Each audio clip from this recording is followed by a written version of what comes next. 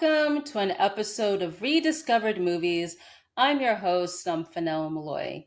So, the film that I will be discussing is Babe, Pig in a City, which is a 1998 adventure comedy drama film that's the sequel to the 1995 film Babe. It is directed and co written by George Miller, who's known for films such as Mad Max and Happy Feet. The film is co-written by Judy Morris, who's known for Happy Feet, and Mark Lamprell, who's known for Goddess. The film stars James Cromwell, Magda Szubanski, and Mickey Rooney. Here is the synopsis. When Babe accidentally puts Farmer Hoggett, played by James Cromwell, in traction, the debtors come looking for their payments. In order to pay their debt, Mrs. Hoggett, played by Magda Szubanski, sends Babe off across the ocean to the city to demonstrate talents as a sheep herder. Along with his friends, Babe meets a lot of new friends and gets into new adventures. So the film was released in theaters on November 25th, 1998. It had a production budget of $80 million. In terms of box office, it made over $69.1 million worldwide. It opened at number 5 domestically with over 6.1 million. It was beaten by films including A Bug's Life, the Rugrats movie, and Enemy of the State. In terms of critical reception, it has a 3.1 rating on Letterboxd. It was nominated an Oscar for Original Song, which was That'll Do by Randy Newman. And at the time of this recording, it is available on demand, so check your local provider. All right, let's get into First Discovery. So I think I remember seeing this movie in theaters at the time. I was a kid at the time, so I was probably around 7 when this movie came out. So I obviously don't remember my initial thoughts, but just rewatching this movie now. So I decided for this episode, I rewatched the first movie. I really enjoyed that one. And then I decided to watch this one afterwards. And I find the movie is like, if we're just judging it based as a standalone movie, it's okay. But in regards to it being a sequel to Babe, I don't know. I have mixed feelings on that because I think it had a good idea in theory, but in regards to execution, it was just not that great. And honestly, I feel like in a way this is a weird movie. Just mainly because of what happens throughout this movie. But it has its moments here and there, but it's a weird movie. So let's get into highlights. Babe is quite adorable. He's the adorable pig.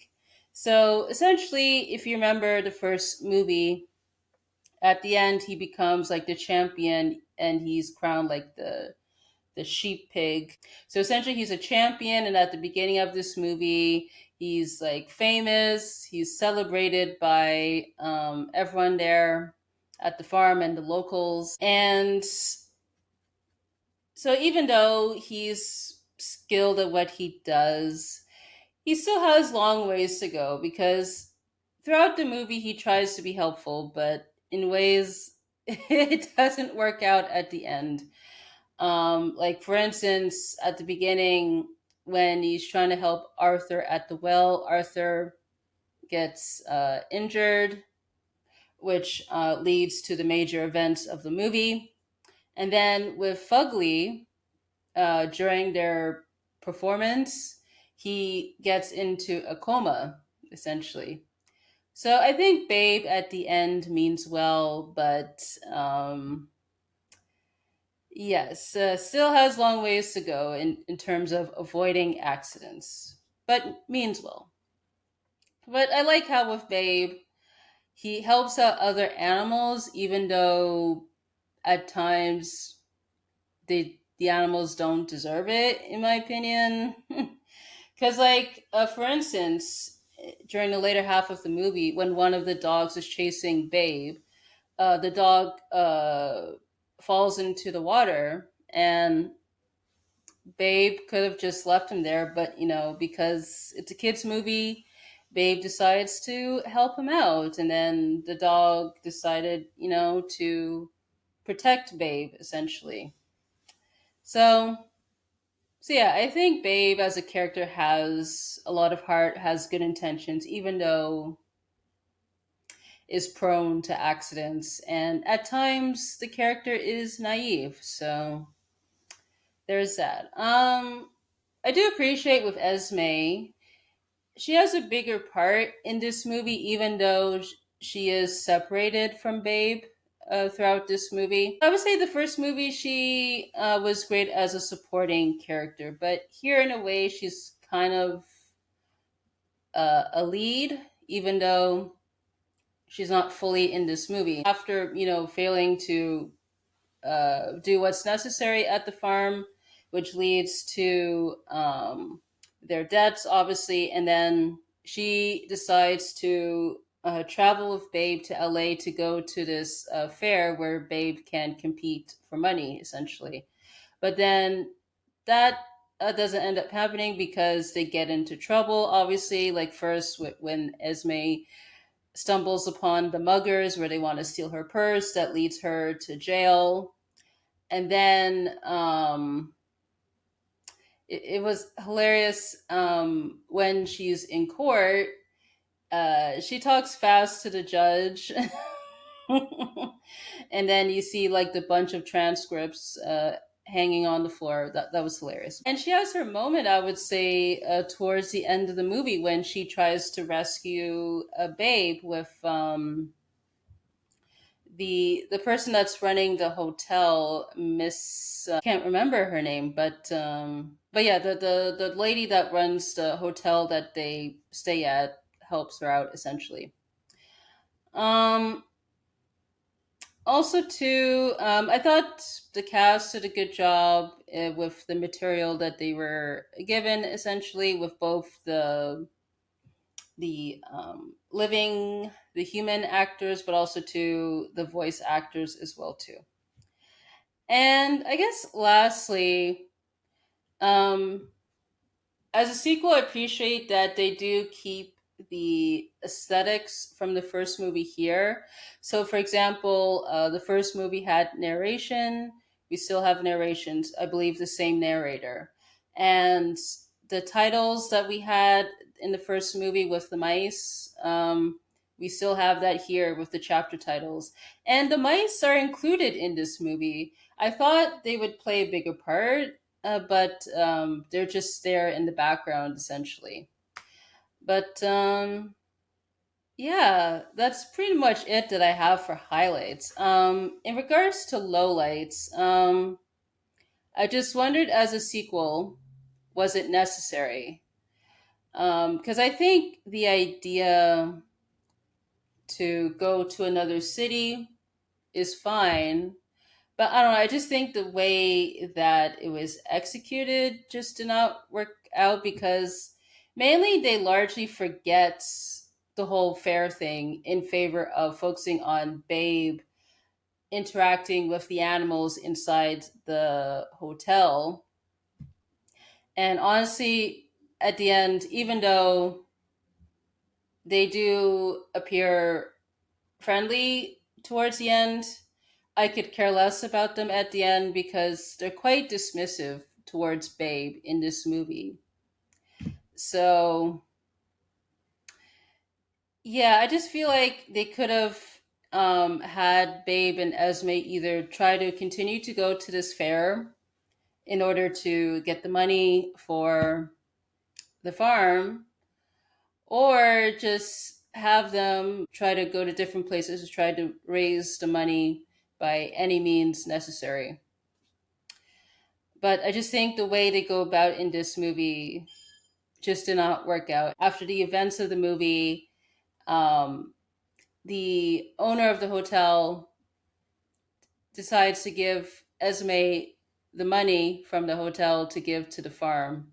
I found that was hilarious because that was just so easy peasy, but whatever.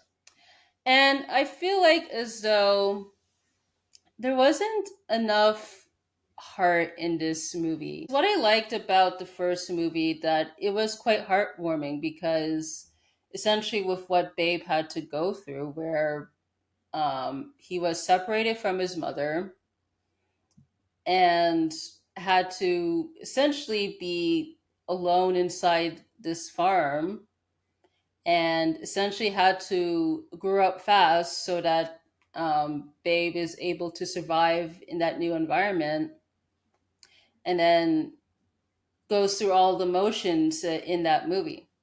Well, here I don't know if it's because like it's in the city, or with the characters, especially if the animals don't really connect with them that much. I just feel like this movie focuses more on the comedy, trying to tell like a heartwarming story. When I researched this, the first movie was based off the book, and it just had the one book. So I just feel like it makes you question though, like, was this movie necessary as a sequel? Because I do think again that this movie would have been fine if it was a standalone movie, but because it's a sequel, I don't know if this movie worked, I would say. And the comedy, I feel like, is very hit and miss. At times, like it's funny. I would say for me, one of the moments I enjoyed was when Esme is dealing with the muggers, and then that leads to a whole series of events that lands her and the muggers in jail. But then I feel like at times with the comedy, it goes too overboard, particularly during the last act when Esme and the owner of the hotel are trying to rescue the animals, which leads to the whole thing at the charity event. So,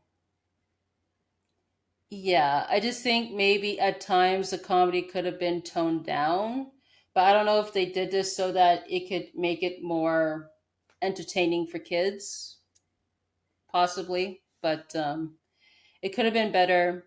And then lastly, I wondered what was the point of the hotel. So the hotel that Babe and Esme are recommended is Fleeland's Hotel. And the person there that she meets, the lady, is, very dismissive at the front door, but then decides to invite them in through a side door, mainly because she wants to avoid trouble from the one of the neighbors. The hotel seems to be some sort of sanctuary for animals as opposed to being an actual hotel. And then I wonder though, with the animals in there, were they left behind by their owners or were they taken?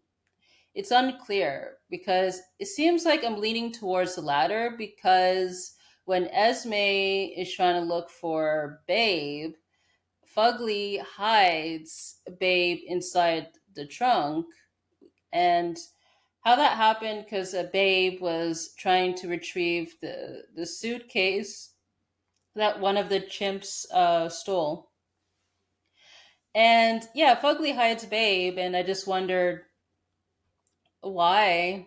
Because, like, is the hotel some sort of scheme? It seems like with the person there loves animals, so that whole aspect for me just wasn't clear. Maybe, let's say, if we were to go with the latter where they want to take animals from owners, it could have been they're running some sort of scheme, but then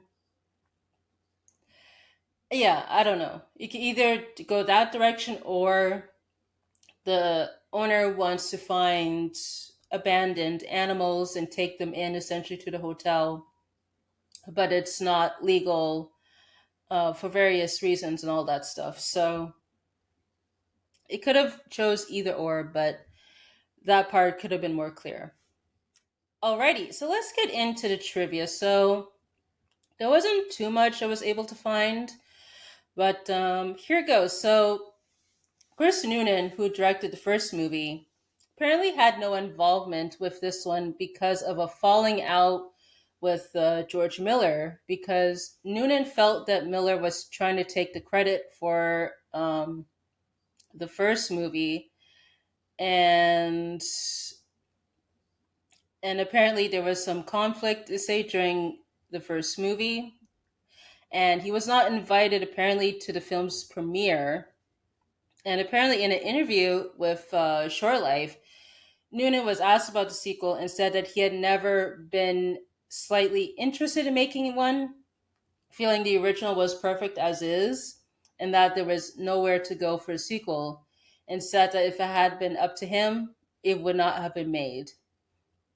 And apparently, it's rumored that he was pleased when the movie bombed. So I would have to agree with him, though. I just feel like the sequel just didn't feel necessary. And as I said, like as a standalone movie, fine, but in connection to the first movie, no, it just did not work. Also, too, Elizabeth Daly replaced Christine Cavanaugh as the voice of Babe because apparently Kavanaugh wanted a pay raise for voicing the character in the sequel. But apparently, Universal executives refused because they viewed voice actors as expendable and felt that audiences wouldn't notice or care if the voice was different. And apparently, with the two actresses, they were co stars on Rugrats, and Kavanaugh gave Daly her blessing to take over. I find that interesting because while watching both movies, uh, the voices to me sounded similar, so I guess Daly did a good job on that front. So I never noticed the difference because usually with situations like this, you could obviously tell the difference, but in this case, no, I couldn't tell at all. So apparently, Mickey Rooney had more screen time, but apparently, a good chunk of his scenes were trimmed or cut because test audiences, Universal executives, and the MPAA found his performance too intense and scary for kids. Interesting, because yeah, I think his character in this movie barely spoke. It seemed more to be like an extended cameo, even though he's listed as part of the main cast. But oh, interesting. And I imagine probably his character probably would have been more of a villain since he was trying to prevent Babe from being with Esme. But yeah, interesting. Apparently, in 2011, Ron Mayer, the president and chief operating officer at Universal Studios, told an audience at the Savannah Film Festival that Babe Pig in the City was one of the two worst movies that Universal had ever made. The other one he singled out was The Wolfman. Yikes, yikes, yikes. I mean, I don't think those movies are that bad, but I imagine there's worse ones in Universal's slate. I mean, I don't know about back then, but you could argue recently, not too recent, but of recent years, sure. But wow. And lastly, apparently this film was Gene Siskel's pick for the best film of 1998. It was the final film to top one of his yearly best of lists as he passed in February 1999, less than 3 months after its release. Wow, interesting. All right, and lastly, should this movie be rediscovered? So, as I've said, as its own film, it's fine, but as a sequel, I would not recommend it. Just stick to the first movie. So, that's my answer on that. So that pretty much concludes this episode of the podcast. So you can find me on Instagram, X, Blue Sky, YouTube, and Linktree at Numphy Malloy. You can find the podcast on Instagram, X, Blue Sky, YouTube, and Linktree at RD Movies Pod. Visit buymeacoffee.com/RD Movies Pod to support the podcast via donation and also to look at posts there. You could join the Rediscovered Movies Hub, which is a community group on our official website, which is rdmoviespod.wixsite.com/official, where you can interact with others, share thoughts on the podcast, and more. On Spotify, you can answer the featured poll, leave a comment, and rate the podcast. on Apple Podcasts, Good Pods, and Podchaser. You could leave a review and rate the podcast. And you could submit questions, comments, and suggestions by email, which is rediscoveredmovies@gmail.com.